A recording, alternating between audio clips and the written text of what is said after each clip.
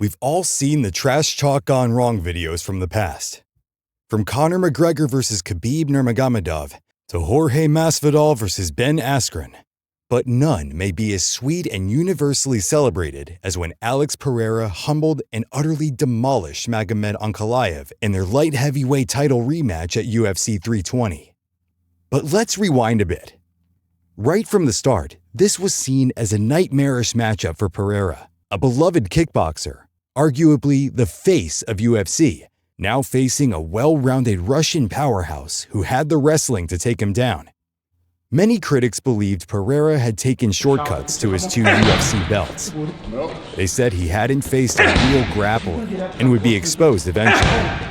Ankalaev, though not a mauler like Khabib, was more than capable of testing Pereira's work on the ground and potentially exposing him. But in their first meeting at UFC 313 in March, he managed to beat Pereira not through wrestling, but through his striking. Although it was a largely uneventful fight, Ankalaev stunned Pereira bad at one point and took a comfortable decision win to become the new light heavyweight champion and inflict just the second defeat of Poatan's UFC career. Pereira, to his credit, wasn't taken down once, contrary to what people expected. But he looked hesitant, gun-shy even. He just couldn't let his punches or kicks go. For the first time, his mythical aura seemed cracked. After the loss, Pereira virtually disappeared from the spotlight. No interviews, no social media posts, not even memes or clips of him dancing. It was like Shama had vanished entirely. But this silence is what champions embrace when they're planning something dangerous. A rematch was expected, but 3 months on, there was no update of anything of the sort. Ankalaev even went as far as tweeting, "Alex done. He's never coming back. Let's move on. June, July, August?" I said yes. Pereira, meanwhile, was recovering from injuries and would eventually set the record straight. A rematch is my focus. That's what I want. And that will happen.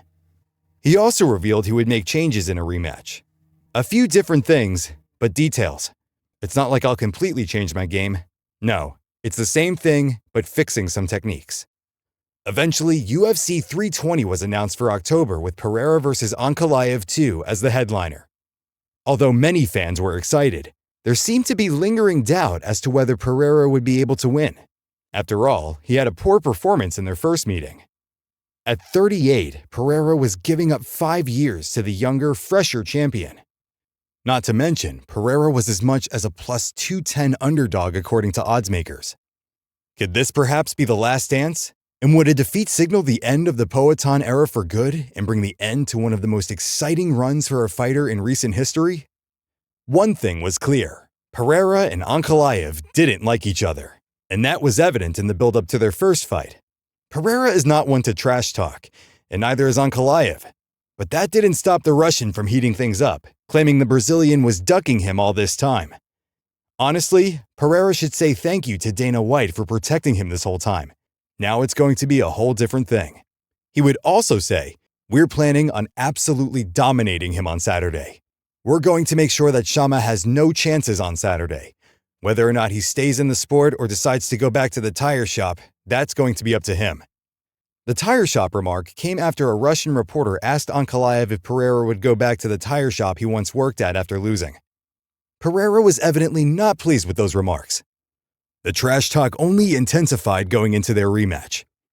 Pereira was claimed to be at only 40% during their first fight, which may have explained why he wasn't himself during the fight.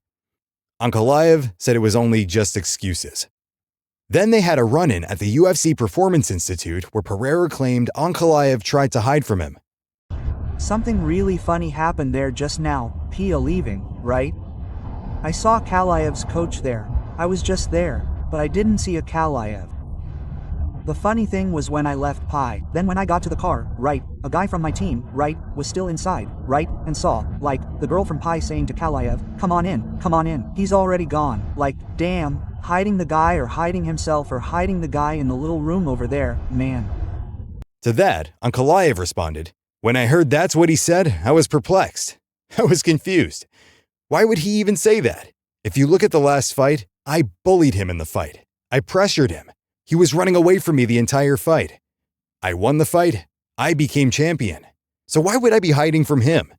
So when I saw the statement that that's what he said, that I hid from him, I just wanted to understand from his mouth, why is it that he said that? So I found out what times he's there, like what time he usually comes to the PI. I went and I had a procedure done, and then I walked out, and there he was with this team. And I asked him, I said, "You were looking for me? You said I was hiding. Well, here I am. You found me. So why were you saying that?" And then he couldn't really explain himself.